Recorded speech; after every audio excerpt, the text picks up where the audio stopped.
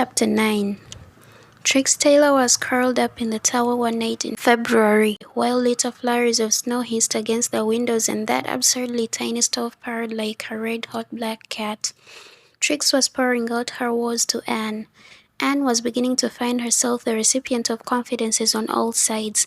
She was known to be engaged, so that none of the Summerside girls feared her as a possible rival, and there was something about her that made you feel it was safe to tell her secrets.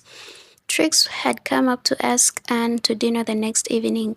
She was a jolly, plump little creature with twinkling brown eyes and rosy cheeks, and did not look as if life weighed too heavily on her 20 years, but it appeared that she had troubles of her own. Dr. Lennox Carter is coming to dinner tomorrow night. That is why we want you especially. He's the new head of the Modern Languages Department at Redmond and dreadfully clever, so we want somebody with brains to talk to him. You know I haven't any to boast of, nor Pringle either. As for Esme, well, you know Anne, Esme is the sweetest thing and she's really clever, but she's so shy and timid she can't even make use of what brains she has when Dr. Carter is around. She's so terribly in love with him. It's pitiful. I am very fond of Johnny, but before I'll dissolve into such a liquid state for him. Are Esme and Dr. Carter engaged? Not yet, significantly, but oh, Anne, she's hoping he means to ask her this time. Would he come over to the island to visit his cousin right in the middle of the term if he didn't intend to?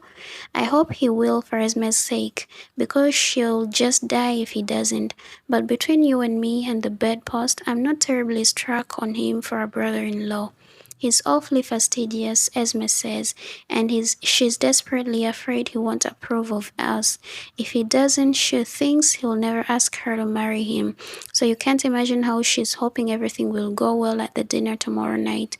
I don't see why he shouldn't. Mama is the most wonderful cook, and we have a good maid, and I've bribed Pringle with half my week's allowance to behave himself. Of course he doesn't like Dr. Carter either, says he's got swelled head, but he's fond of Esme. If only Papa won't have a sulky fit on. Have you any reason to fear it? Asked Anne. Everyone in Summerside knew about Cyrus Taylor's sulky fits. You never can tell when he'll take one, said Trix dolefully. He was frightfully upset tonight because he couldn't find his new flannel nightshirt. Esme had put it in the wrong drawer. He may be over it by tomorrow night, or he may not. If he's not, he'll disgrace us all, and Dr. Carter will conclude he can't marry into such a family. At least that is what Esme said, and I'm afraid she may be right. I think, Anne, that Lennox Carter is very fond of Esme, thinks she would make a very suitable wife for him, but doesn't want to do anything rash or throw his wonderful self away. I've heard that he told his cousin a man couldn't be too careful what kind of family he married into. He's just at that point where he might be turned either way by a trifle, and if it comes to that, one of Papa's sulky fits isn't any trifle. Doesn't he like Dr. Carter? Oh, he does. He thinks it would be a wonderful match for Esme. But when Father has one of his spells on, nothing has any influence over him while it lasts. That's the Pringle for you, Anne. Grandmother Taylor was a Pringle, you know. You just can't imagine what we've gone through as a family. He never goes into rages, you know, like Uncle George. Uncle George's family don't mind his rages. When he goes into a temper, he blows off. You can hear him roaring three blocks away, and then he's like a lamb and brings everyone a new dress for a peace offering. But Father just sulks and glowers and won't say a word to anybody at meal times. Esme says that after all, that's better than Cousin Richard Taylor, who is always saying sarcastic things at the table and insulting his wife. But it seems to me nothing could be worse than those awful silences of Papa's. They rattle us and we're terrified to open our mouths. It wouldn't be so bad, of course, if it was only when we were alone, but it's just as apt to be where we have company. Esme and I are simply tired of trying to explain away Papa's insulting silences. She is just sick with fear that he won't have got over the nightshirt before tomorrow night, and what will Lennox think? And she wants you to wear your blue dress. Her new dress is blue because Lennox likes blue, but Papa hates it. Yours may reconcile him to hers. Wouldn't it be better for her to wear something else? She hasn't anything fit to wear at a company dinner except the green poplin father gave her at Christmas. It's a lovely dress in itself. Father likes us to have pretty dresses, but you can't think of anything as awful as Esme in green. Pringle says it makes her look as if she was in the last stages of consumption, and Lennox Carter's cousin told Esme he would never marry a delicate person. I'm more than glad Johnny isn't so fastidious. Have you told your father about your engagement to Johnny yet? Asked Anne, who knew all about Trix's love affair. No, poor Trix groaned. I can't summon up the courage, Anne. I know he'll make a frightful scene. Papa has always been so down on Johnny because he's poor. Papa forgets that he was poorer than Johnny when he started out in the hardware business. Of course he'll have to be told soon, but I want to wait until Esme's affair is settled. I know Papa won't speak to any of us for weeks after I tell him, and Mama will worry so. She can't bear Father's sulky fits. We're all such cowards before Papa. Of course, Mama and Esme are naturally timid with everyone, but Pringle and I have lots of ginger. It's only Papa who can cow us. Sometimes I think if we had anyone to back us up, but we haven't, and we just feel paralyzed. You can't imagine, Anne darling, what a company dinner is like at our place when Papa is sulking. But if he only behaves tomorrow night, I'll forgive him for everything. He can be very agreeable when he wants to be. Papa is really just like Longfellow's little girl. When he's good, he's very, very good. And when he's bad, he's horrid. I've seen him the life of the party. He was very nice the night I had dinner with you last month. Oh, he likes you, as I've said. That's one of the reasons why we want you so much. It may have a good influence on him. We're not neglecting anything that may please him. But when he has a really bad fit of salson, he seems to hate everything and everybody.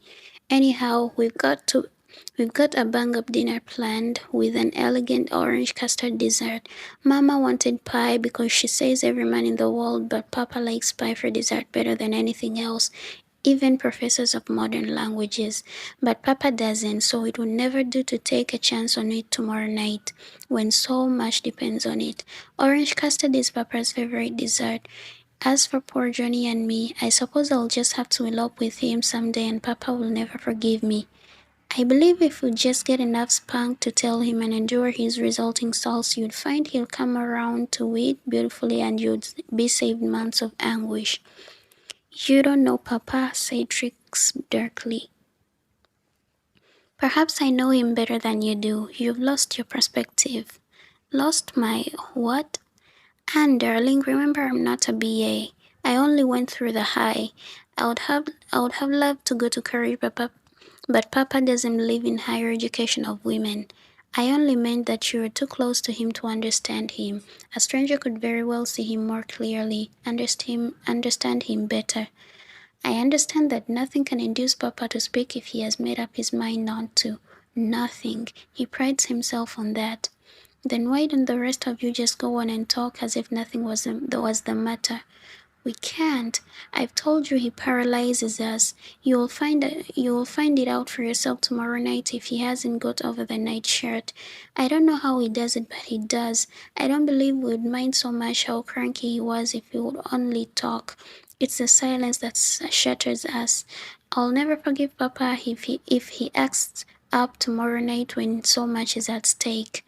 Let's hope for the best, dear. I'm trying to, and I know it will help to have you there. Mama thought we ought to have Catherine Brooke too, but I knew it wouldn't have such a good effect on Papa. He hates her. I don't blame him for that, I must say. I haven't any use for her myself. I don't see how you can be as nice to her as you are. I'm sorry for her tricks. Sorry for her. But it's all her own fault she isn't liked. Oh well, it takes all kinds of people to make a world, but Summerside could spare Catherine Brooke, glum old cat. She's an excellent teacher, Trix.